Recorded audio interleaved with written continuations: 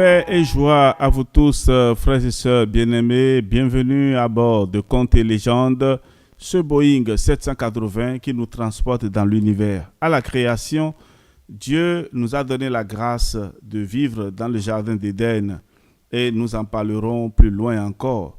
Et après, il nous a donné les patriarches, Abraham, et etc., etc. Et aujourd'hui, voilà, nous sommes en train de parler de Moïse.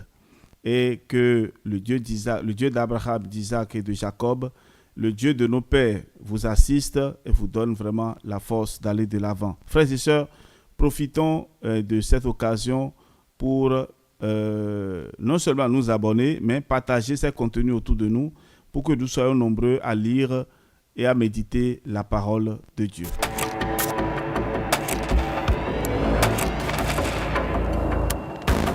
Et oui, après plusieurs tentatives, et finalement, Pharaon va laisser partir le peuple d'Israël pour aller adorer Dieu.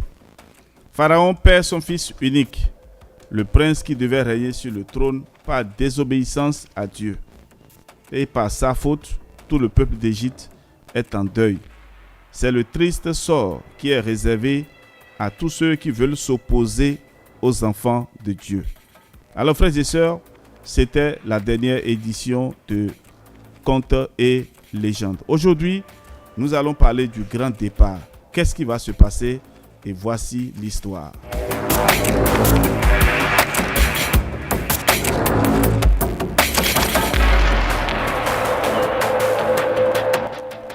Lorsque Pharaon laisse partir le peuple d'Israël, Dieu leur fait faire un grand détour par la route du désert afin d'éviter le raccourci qui passe par le pays des Philistins.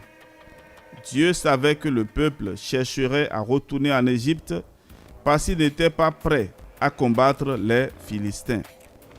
Moïse emporte les ossements de Joseph avec lui, car celui-ci avait fait promettre à ses descendants d'emporter ces ossements le jour où Dieu les conduirait vers la terre promise.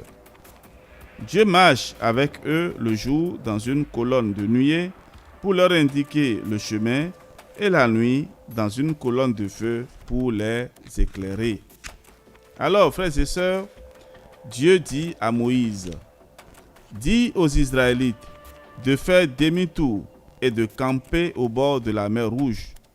Pharaon pensera que vous êtes bloqués par la mer et il vous poursuivra.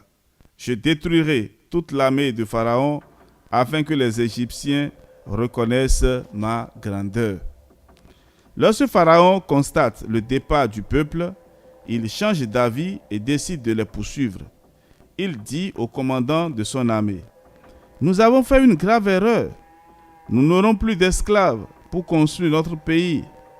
Fais atteler mon char et prends tous les chevaux, les chars, les cavaliers et l'armée.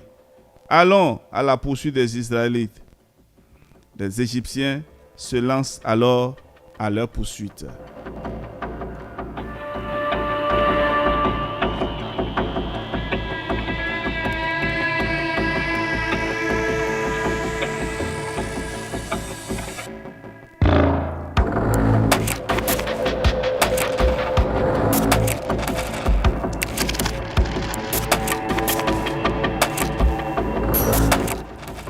Lorsque les Israélites voient venir Pharaon et son armée, ils sont effrayés et crient vers Dieu. Ils disent à Moïse, « N'y avait-il pas assez de tombeaux en Égypte pour que tu nous conduises à la mort dans le désert? Pourquoi nous as fait-tu quitter l'Égypte? Ne t'avions-nous pas dit de nous laisser servir les Égyptiens plutôt que de mourir dans le désert? » Moïse rassure le peuple et leur dit, « N'ayez pas peur, car les Égyptiens que vous voyez aujourd'hui, vous ne les reverrez plus jamais. Nous n'aurons qu'à rester tranquilles parce que Dieu combattra pour nous. » Dieu dit à Moïse, « Pourquoi cries-tu vers moi?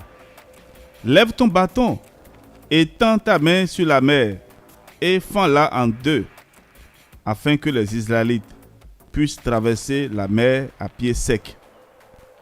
Moïse obéit et Dieu sépare la mer en deux par un fort vent d'est.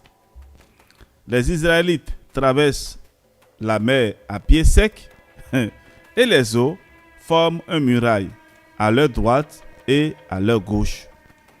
Les Égyptiens les poursuivent, mais Dieu les empêche d'avancer. Alors ils se mettent à crier: « Fuyons devant Israël, car c'est Dieu qui combat pour eux. » Sur ordre de Dieu, Moïse étend la main sur la mer et les eaux se referment sur les Égyptiens, sur leurs chars et sur leurs cavaliers. Les Égyptiens sont tous tués alors que les Israélites traversent la mer en toute tranquillité. Frères et sœurs, j'aimerais bien marquer une pause pour me réjouir de la puissance de Dieu. Je ne me réjouis pas de la mort de mes ennemis, mais je me réjouis de la puissance de Dieu qui renverse cheval et cavalier. Il a jeté à l'eau cheval et cavalier.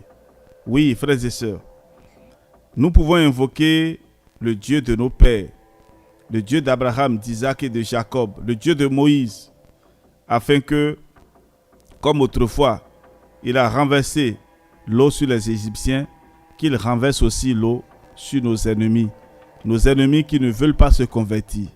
Oui, frères et sœurs, nous pouvons faire cette prière-là nous aussi. Et voilà, ce jour-là, les Israélites croient en Dieu et en Moïse, son serviteur. Nous demanderons donc à Dieu, si nos ennemis ne veulent pas se convertir, qu'il leur donne la grâce de croire en lui, la grâce de croire en sa puissance, qu'il renverse de l'eau, qu'il renverse leur situation, qu'il renverse les cavaliers et leurs chevaux.